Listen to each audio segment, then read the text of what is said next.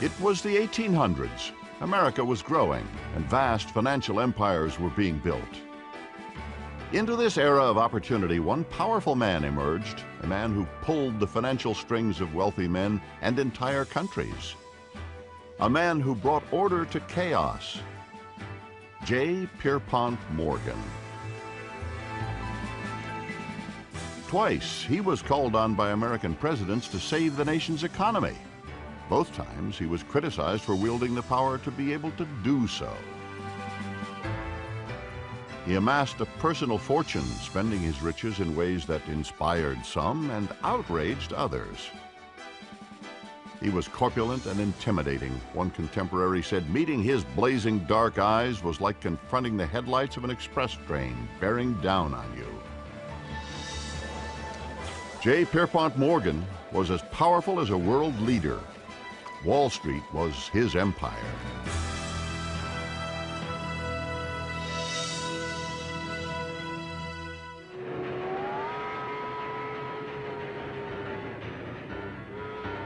In 1837, the new steam engine was beginning to transform America, creating new and exciting opportunities. It was into this world of possibility that John Pierpont Morgan was born on April 17th in Hartford, Connecticut. The eldest son of Junius Spencer Morgan, a well-to-do businessman, and Juliet Pierpont Morgan, the daughter of a fiery preacher and poet. Young Pierpont was greatly influenced by both of his grandfathers. Every Sunday, he accompanied his grandfather Joseph Morgan to the local Episcopal church. Pierpont loved the services, especially when it came to singing the hymns. His other grandfather, the Reverend John Pierpont, was known for his radical sermons about politics and religion. He was eventually forced to leave his pulpit because of his ideas.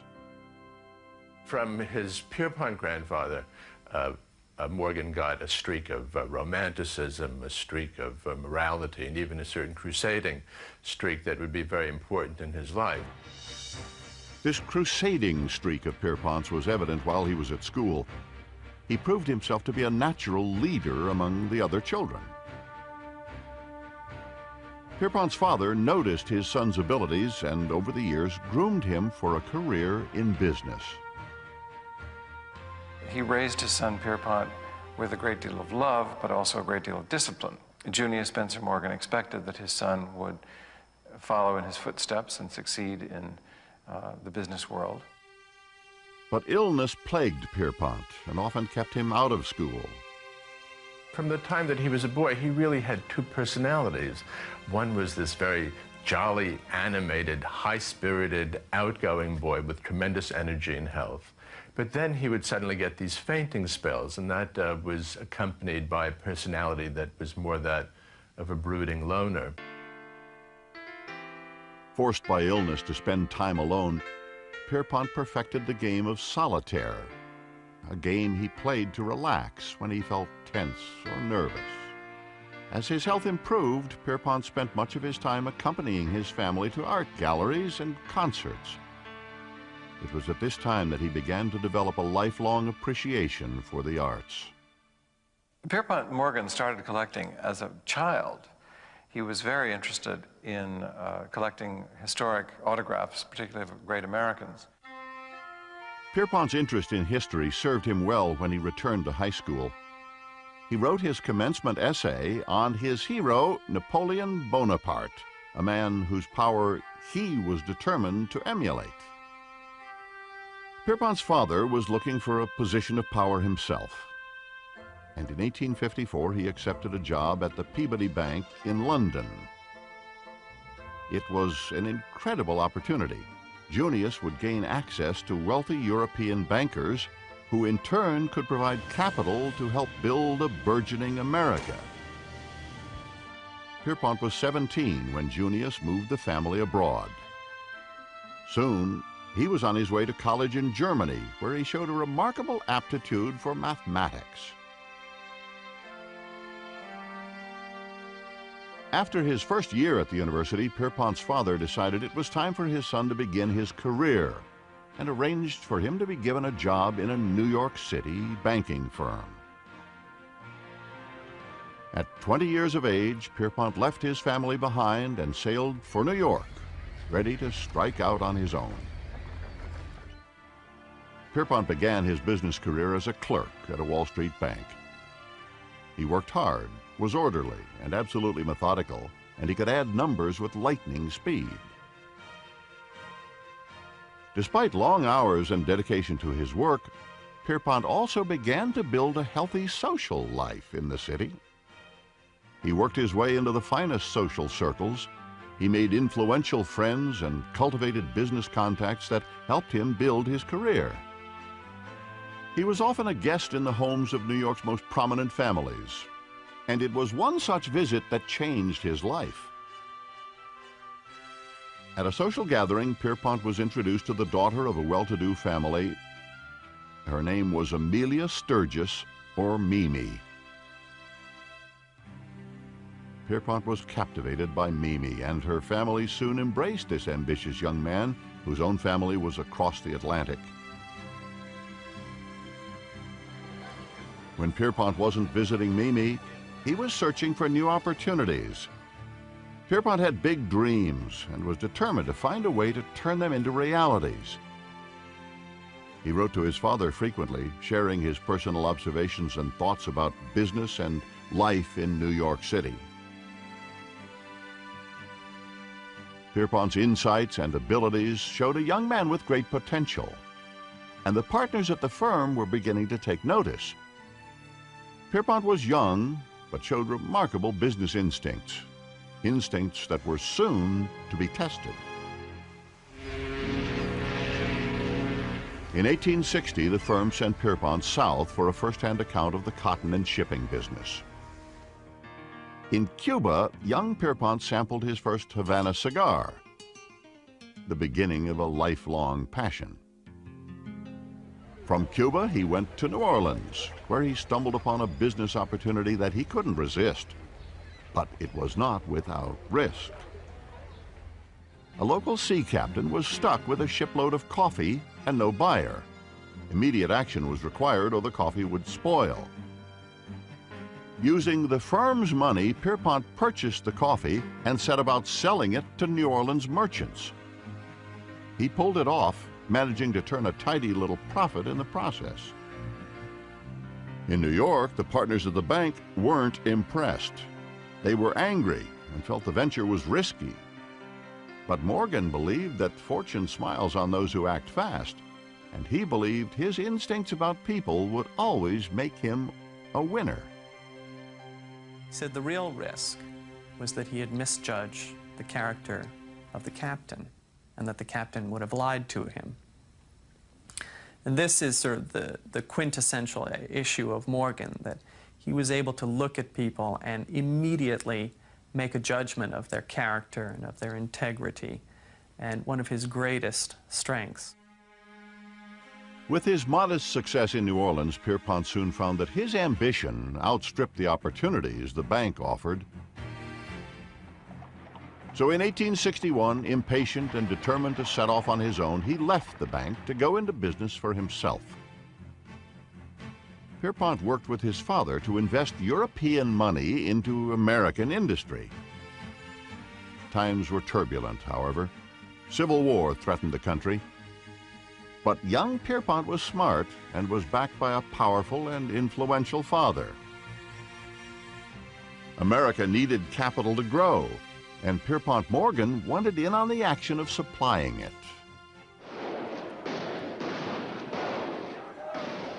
But embers of North-South anger were soon fanned into the flames of civil war, and young men were going off to fight, shedding their blood for the Union cause. Like other young men of means, Pierpont was able to avoid the draft.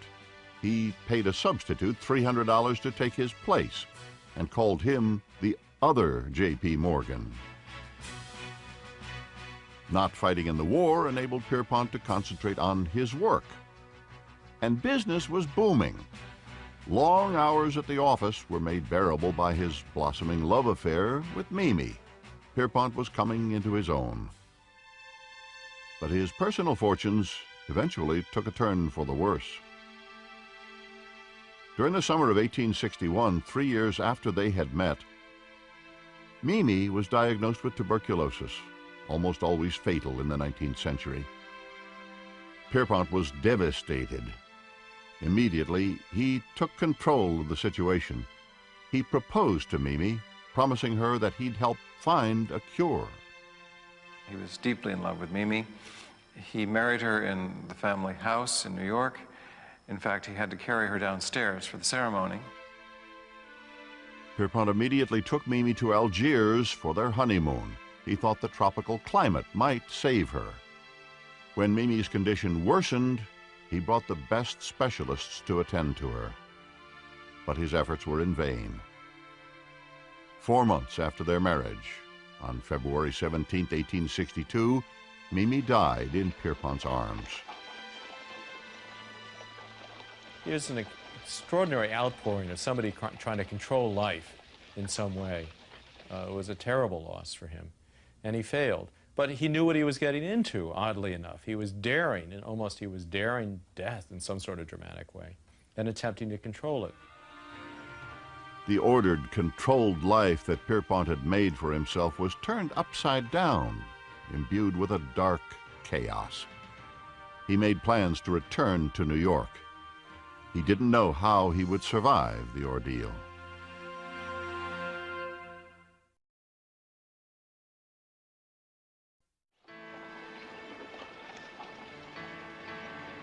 In the winter of 1862, Pierpont Morgan's beloved wife of only 4 months had died in his arms. He returned to New York a changed man.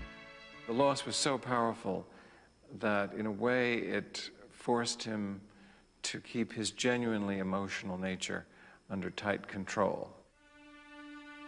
Pierpont immersed himself in his business. It helped him deal with the loss of Mimi.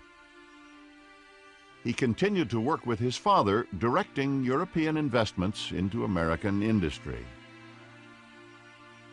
Pierpont was looking for a larger platform, but for now, attending to his father's wishes kept him busy and helped him overcome his grief. However, not all his time was taken up with his new business ventures. He found distraction and entertainment in his social activities around town. Pierpont also remembered the comfort that the Episcopal Church had offered when he attended Mass with his grandfather Morgan. He joined St. George's Church and immersed himself in its activities. As he continued to grieve for Mimi, the church provided a type of redemption that Pierpont didn't expect. It was there that he met the young, beautiful Fanny Tracy. The daughter of a prominent attorney, she was at first put off by Pierpont's gruff demeanor, but soon she warmed to his affections. After a year-long courtship, Pierpont and Fanny were married at St. George's Church on May 31st, 1865. In their first year together, Fanny gave birth to a daughter. They named her Louisa. Over the next several years, Fanny gave Pierpont a son and 2 more daughters. Pierpont bought a beautiful summer home for his growing family. It was a large Victorian house with a view of the Hudson River. But once again, Pierpont's health began to fail. He was plagued by frequent headaches and dizzy spells. He also suffered from a skin condition called acne rosacea. It had the terrible effect of inflating his nose, and it was really just an awful eyesore. And for that reason, all the pictures of Pierpont are actually retouched to reduce the size of his nose. Pierpont's doctors recommended rest and relaxation. He took their advice by choosing a new hobby that not only improved his health, but his business prospects as well. He bought a 165-foot yacht and named it the Corsair. On the Corsair, business and pleasure went hand in hand. Pierpont's prospects were bright. At 33 years of age, he had a beautiful family, a yacht, 2 homes, and was earning more than $75,000 a year. a huge amount in a time when $2,000 was a comfortable living. He even thought of retiring, but once again his father intervened. To change Pierpont's mind, Junius suggested a partnership with the powerful banker Anthony Drexel. Under Pierpont's leadership, the new company quickly became a powerhouse in international finance. Pierpont's power grew rapidly, and with it, his reputation as a man who could influence events. With all thoughts of retirement completely out of his head, Pierpont was determined to make his mark. In 1879, he got his chance. He was approached by William H. Vanderbilt, heir to the Vanderbilt fortune. Vanderbilt wanted to sell 250,000 shares of stock in the New York Central Railway. The deal was tricky. Such a vast sum was involved that chaos in the market was almost guaranteed. Well, Pierpont accepted the challenge and, with a combination of stealth, cunning, and brilliance, pulled off the near impossible feat. He successfully sold all of Vanderbilt's shares without shaking the market. For Pierpont, the Vanderbilt deal was a turning point. In return for his services, he had demanded a seat on the New York Central's board of directors. It was a brilliant power play and gave Pierpont financial control over the railway. It was a tactic to gain control that Pierpont would use often. It was said that he would serve on the board of all of the companies that he was interested in, but that the chairman of the board was always wherever J.P. Morgan sat. The financial world began to take serious notice of Pierpont Morgan. He was fast becoming Wall Street's darling deal maker, and his reputation for business savvy was matched only by his reputation for getting what he wanted. Physically, Morgan was an overwhelming presence. He had piercing black eyes that could seem to look through people and read their minds. He had his enormous, disfigured, discolored nose that intimidated people, and he knew it. Morgan was called upon to use his power and influence to clean up another financial mess. Two of the largest railroads in America were locked in a destructive financial battle. They had built lines next to each other in their attempts to compete. But competition had created chaos. Money was wasted on unproductive and unprofitable new tracks. Collapse of one or both of these railroads was imminent and would spell disaster for investors, many of whom were represented by Junius and Pierpont Morgan. Pierpont was called in to help. As far as the British investors were concerned, the railroads were the Wild West, wild, woolly, and lawless, and they felt that Pierpont Morgan was the sheriff who would ride in and clean it up. Pierpont's strategy was a stroke of genius that revealed his determination to have things his way. His solution was to call a meeting of railroad owners aboard his yacht. Just a leisurely boat ride along the Hudson to discuss a possible agreement. Once aboard, Morgan let the men know that he expected a compromise. Time passed. The boat sailed up and down the Hudson River. It was soon apparent that Morgan would not let the railroad owners off the boat until they came to an agreement. Morgan was a very flamboyant and almost operatic figure, and like all great actors, he liked to have great stage sets for his big set pieces. He found that very often, in order to get a business deal, it helped to isolate people and also to set a deadline. Morgan's plan worked. The railway owners agreed to stay out of each other's territory. Morgan's outrageous tactics earned the agreement a special name. It became known as the Corsair Pact. By the end of the 19th century, Pierpont Morgan had become a tycoon in his own right. He was no longer living in the shadow of his father. But once again, just as he was enjoying his success, a series of personal tragedies struck. In the winter of 1884, Pierpont's mother, Juliet, died in London. Then in April of 1889, Pierpont took Fanny and their children to visit his father in the south of France. It was the last time they would see Junius alive. In April of 1890, Junius Morgan was killed in a carriage accident. The death of his father signaled a change in Pierpont Morgan's own life. Junius's estate was worth over $14 million, and Pierpont received the lion's share. I think that Pierpont Morgan's father's death did have a profound effect upon him. I think that effect was a liberating one. When his father died in 1890, it set Pierpont Morgan free. One of the first things Morgan did with his large inheritance was to build a bigger, more elaborate yacht. This one measured over 241 feet, one of the largest pleasure vessels afloat. When somebody asked Morgan how much it cost to keep such a large yacht, he answered, "If you have to ask, you can't afford it." Between the yachting ventures and the business deals, Morgan's family saw little of him. While he may have spent a lot of time away from home, Morgan still had a profound effect on his children. His only son, Jack, was groomed as the heir apparent. After graduating from Harvard in 1889, he began work as an apprentice on Wall Street. Jack, like Pierpont, followed his father into the family business. And business was booming. Morgan's bank acquired more companies, placing Morgan and his partners on boards of directors all over the country. But the American economy was fragile, and in 1893, the stock market crashed. The nation was thrown into a devastating depression. More than 100 railroads declared bankruptcy, causing a domino effect that threatened other businesses and promised complete collapse of the economy.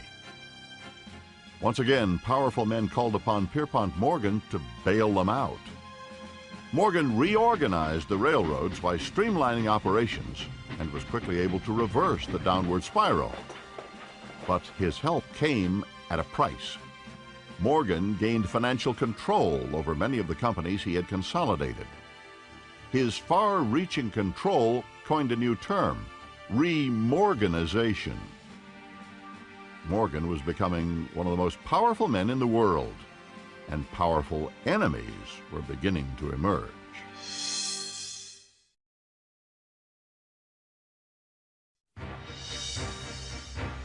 By 1893, J. Pierpont Morgan was one of the most powerful men in America. But life wasn't all business for Morgan. He frequently traveled to Europe, voraciously collecting rare books and great art. Shortly after his father's death in 1890, he began to collect on a massive scale. And within a very short time, he became, quite simply, the greatest art collector of modern times. He had only one steadfast rule. If he wanted it, he bought it. He was intent on owning the world's greatest art. His efforts invited comparisons to Napoleon, a parallel to Morgan's childhood idol that would have thrilled him. He once wrote a letter to his sister saying, "I'm done with the Greek antiquities. I am now at the Egyptians." He was like a freight train going from one period of art history to another. He was like a freight train in business as well. He was now 58 years old, and his personal share in his company was worth more than $4 million. But Morgan was still looking to expand his influence. The opportunity almost brought disaster. As a result of the Depression of 1893, the federal government's gold reserves had dropped to an alarmingly low level. Without gold, the government's guarantee to pay its debts was meaningless. Foreign banks, heavily invested with American assets, became alarmed and began withdrawing even more gold. By 1894, the situation was so grim that it looked as though the United States government would go broke. Morgan moved fast. He devised a plan in which American and European bankers would invest gold directly in the government, saving it from collapse.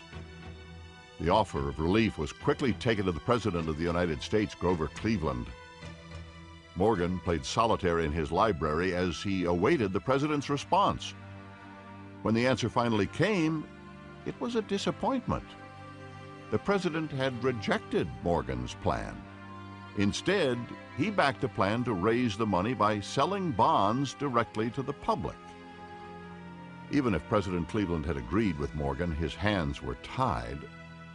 Only Congress could borrow money for the United States, and many congressmen were determined to keep Wall Street power brokers like Morgan from controlling the Treasury's coffers. But Morgan knew that the government didn't have time to sell bonds to the public. He was certain that his plan was the nation's only hope. Determined to get his way, Morgan sped to Washington, but was told that the President would not see him. Morgan's reply was swift and gruff. "I have come down to Washington to see the President, and I'm going to stay here until I see him." I think Pierpont Morgan certainly felt that he was the equal of the President of the United States. The next morning, word came from the White House that Morgan would be received. During the meeting with the President and other cabinet members, the United States Treasurer was given an urgent message. Turning to the group, he announced that only $9 million in gold was left in the Treasury. Morgan seized that opportunity. He pointed out that he knew of a $10 million draft about to be presented against the Treasury. "If that $10 million draft is presented, you can't meet it," declared Morgan. "It will be all over by 3 o'clock. President Cleveland thought it over. "What suggestions do you have to make, Mr. Morgan?" Morgan had a plan. He had discovered an outdated statute from the Civil War. It allowed the Treasury to buy gold. No longer used, but still in effect, it was the loophole needed to circumvent Congress and allow the Treasury to implement Morgan's plan. President Cleveland agreed. Within days, the flow of gold began to run back into the Treasury, completely halting the financial crisis. Many hailed Morgan as a hero, praising his patriotism and selflessness. Others accused him of manipulating the government and collecting a profit. People began to decide that Pierpont had too much power to be able to save the government of the United States. It's an extraordinary thing. And therefore, the only way that he could have done it is by having some sort of evil capability. With the chaos, uncertainty, and intense criticism that often plagued Morgan's life, there was one source of stability: St. George's Church.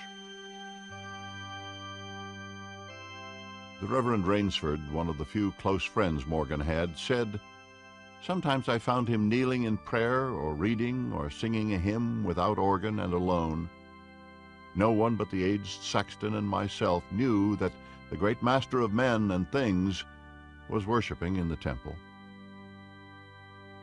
But this great master of men and things had another side. Morgan was known for enormous appetites. He consumed enormous quantities of port, sherry, and wine with dinner. He had breakfasts so large they could have killed a horse. His appetites extended to other areas as well. He was often seen in the company of women other than his wife, and was known to throw extravagant parties on the Corsair. It was said that he lavished his women with gifts of diamonds, furs, and money. His name was connected romantically with theater stars Maxine Elliott and Lillian Russell. He was a very strong believer in the double standard, even as he became involved with other women. Pierpont once made a very telling comment that there are always two reasons why a man does something: a good reason and the real reason. And he was always very respectful of Fanny. He was very discreet about the various escapades that he went through. Morgan's passionate nature extended to his business enterprises. In 1901, he undertook the largest business transaction in modern history: the purchase of Carnegie Steel. Carnegie Steel was the crown jewel in the Morgan Empire. When asked to name his price, Andrew Carnegie jotted down a figure on the back of an envelope. Morgan looked at the price, $493 million, and immediately said, "I accept." With Carnegie Steel under his belt, Morgan formed the United States Steel Corporation in March of 1901. Its stock was valued at $1,400 million. Morgan had created the world's first billion-dollar corporation. But his enormous power now brought public scrutiny. After his creation of U.S. Steel, he controlled somewhere between 60 and 70% of the American steel industry. He controlled a third of American railways at a time when railway stocks comprised 60% of all the stocks on the New York Stock Exchange. So the American public could be forgiven for imagining that Mr. J. Pierpont Morgan owned the United States. Morgan had reached the pinnacle of his power, and it looked as though nothing could stop him. Right after the creation of U.S. Steel, Morgan formed another massive company, merging two of the nation's largest railroads. It was called Northern Securities. To Morgan, the company would provide stability among the railroads, positively influencing the American economy. To others, it was a monopoly that gave J. Pierpont Morgan a carte blanche to amass more wealth and power. With his unprecedented success on Wall Street, Morgan thought that his power and control could easily be extended to Washington politics.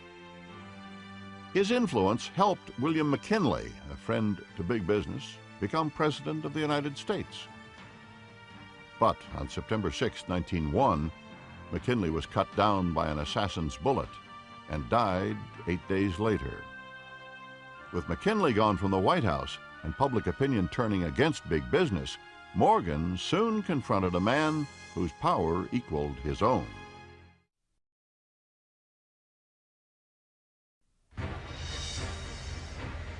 New York in 1901 was buzzing with power, money, and influence. And in the center of it all was the most powerful man in the nation, J. Pierpont Morgan. He had a very powerful presence. Descriptions of him walking up and down Wall Street, pushing people out of the way. But the fact is, he didn't have to push people out of the way. They saw him coming and they leapt out of the way. And he needed all his power and influence as events forced Morgan into the toughest fight of his life. Theodore Roosevelt became president after McKinley's assassination and immediately set out to rethink government support of big business. He was an unknown entity, but to the extent that people in New York knew his record, they also knew that he was something of a loose cannon who had gone on record as criticizing businessmen. 4 months after Roosevelt became president, Morgan found out firsthand where that cannon was pointing. The Attorney General of the United States, Philander C. Knox, set out to prosecute Morgan's Northern Securities Company for breach of the Sherman Antitrust Act of 1890.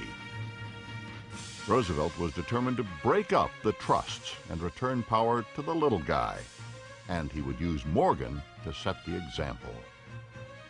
For the second time in his career, Morgan rushed to Washington to see the president. In a meeting at the White House, Morgan protested to Roosevelt that he should have been given a chance to restructure Northern Securities himself. "That is just what we did not want you to do," the president replied. "If we have done anything wrong," said Morgan, "send your man to my man and they can fix it up." "That can't be done," Roosevelt said. The Attorney General added, "We don't want to fix it. We want to stop it." Morgan was furious. No politician would tell J. Pierpont Morgan how to run his business. Morgan went to the courts and fought the breakup of his company, but the decision was upheld by the Supreme Court. Northern Securities was officially dissolved. Pierpont Morgan resented Theodore Roosevelt, finally. And once when he heard that Roosevelt was going off to Africa on a safari, Morgan said, "Good, I hope the first lion that meets him does his duty." Morgan knew he had been beaten, but he wasn't about to give up. He was still powerful and just as determined to control and influence events as ever. Despite their father's frequent absences and his immersion in business affairs, Morgan's children were successful and well established in their personal lives. Morgan delighted in his grandchildren. His gruff demeanor softened when he was around them. With his children on their own, Morgan had more time to pursue his travels and his collecting. But his purchases had outgrown his house, so he decided that he would have a library built to display his treasures. He spared no expense. That a building of this magnitude would be built as a private library for a private person in New York was an extraordinary thing. Morgan also gave enormous amounts of money away. In addition to his numerous charities, he gave close to $2 million to build monuments to his father at Harvard University and the Wadsworth Atheneum, a museum in his hometown of Hartford. It was in his new library, however, that Morgan would achieve his final crowning glory. In the fall of 1907, another panic hit Wall Street. One of America's largest trust companies had collapsed, sending shockwaves throughout the American economy. In Washington, President Roosevelt saw political disaster loom large. Immediate action was required, and Roosevelt's advisors knew that there was only one man with the power to save the nation. The president who had prosecuted Morgan for having too much control was about to hand that control back to him. Roosevelt sent the Secretary of the Treasury to New York with $25 million in government funds to be placed at Morgan's disposal. Morgan used the money strategically and bought the national economy some time. But there was more work to be done. The public was in a panic. Trusts were continuing to fail as people rushed to withdraw their money. The situation looked desperate, but Morgan had a plan. He reasoned that by rescuing the failing trust, it might reverse the downturn and restore public confidence. He knew the answer was to get the larger trusts to invest money in their weaker competitors. This wasn't easy, but Morgan's powers of persuasion were unmatched. He gathered the trust company presidents in his study in the library beneath the gaze of his statues of saints and Madonnas. He cast a long, penetrating look at each man and launched into a plea for cooperation that at times sounded like a command. He left the presidents to debate the merits of the plan. Morgan then walked to the front door of the library, locked it, and removed the key. He retired to another room and played solitaire, waiting for a solution. Hours passed, and still the men could not agree on Morgan's plan. But they would agree eventually. Morgan had locked them in. No matter what it took, the bankers would see things Morgan's way, or they'd stay in his library forever.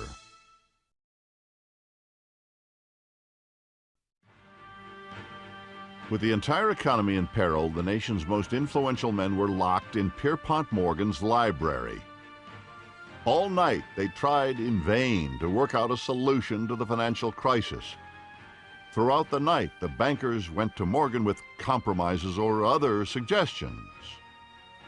And he would be sitting at the desk and he would be flipping his cards. And one of his lieutenants would come in and say, Mr. Morgan, the bank presidents have proposed a $10 million loan. And he would be flipping his cards and he would look up and he would say, it's not enough. Flick his cards again. In the early hours of the morning, Morgan marched into the study.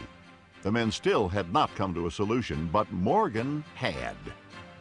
He pushed a contract drawn up by his partners and a pen into the hand of the leader of the trust company presidents. He pointed to the contract and said, here's the place and here's the pen. Completely exhausted and beaten down, the president signed and the others followed. The trusts had agreed to contribute to the $25 million pool. Within days, the economy rallied. Morgan's return to Wall Street during the Panic of 1907 signaled the last time that the United States would allow a banker to control the nation's resources the way Morgan had.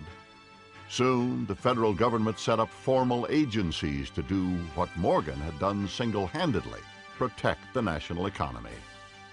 Prior to 1913, we did not have a Federal Reserve Board in this country. We had J. Pierpont Morgan. He was like a one-man central bank. Shortly after the crisis of 1907, Morgan went into semi-retirement. He was tired. Now in his 70s, he spent time traveling and collecting art. In the United States, the debate over Morgan's influence continued. Public opinion turned firmly against big business. In 1912, a Senate committee was set up to investigate what they termed the money trusts on Wall Street. Morgan was ordered to appear in Washington in December. Samuel Untermeyer, an affluent New York City trial lawyer, asked the questions for the committee. Morgan was grilled for hours, but in one line of questioning, he was able to redeem his actions in the eyes of a wary public. Untermeyer asked Morgan, "Is not commercial credit based primarily upon money or property?" Morgan answered, "No, sir. The first thing is character." "Before money or property?" Untermeyer countered. "Before money or anything else," Morgan replied. "Money cannot buy it because a man I do not trust could not get money from me on all the bonds in Christendom." Spectators applauded. Morgan had stated the banking philosophy on which he had built his empire. But his reign as the emperor of American finance was over. The country embraced the 20th century. The banking world moved forward without Pierpont Morgan. As soon as the hearings were over, Morgan returned to his travels. But Pierpont Morgan's time ran out. On March 31st, 1913, he died in his sleep in a hotel in Rome. He was 75. Thousands of people flocked to St. George's Church for Pierpont Morgan's funeral. His body was taken to Hartford, where he was buried in the family plot. As a final tribute, the New York Stock Exchange stayed closed that morning, one of the few times in its history. Upon his death, Morgan's personal fortune was estimated at over $68 million. His art collection alone was worth another $60 million. His wife Fanny lived well into her 80s, dying in the home she shared with her husband.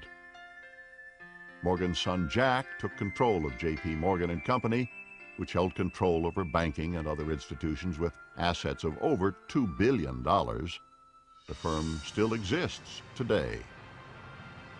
Morgan left his greatest treasure, his art collection, to the American people. Many of his works were donated to the Metropolitan Museum of Art and the Wadsworth Athenaeum.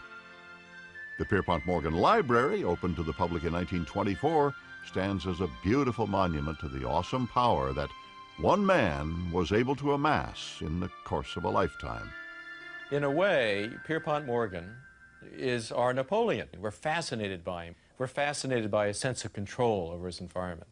We're fascinated by his successes. We're even more fascinated by his failures and his escapes. After Morgan's death, his once bitter rival Theodore Roosevelt summed up Morgan's life. "Mr. Morgan was politically opposed to me, yet whenever I was brought into contact with him, I was struck not only by his very great power, but by his sincerity and truthfulness." J. Pierpont Morgan used his integrity and his influence to transform Wall Street at the turn of the century. In the process, he changed America forever.